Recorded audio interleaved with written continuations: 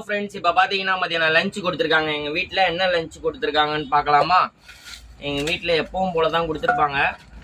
என்னென்னு பார்க்கலாம் வாங்க. எங்கள் வீட்டில் இன்றைக்கி என்ன கொடுத்துருக்காங்கன்னா, ஒயிட் ரைஸ் கொடுத்துருக்காங்க.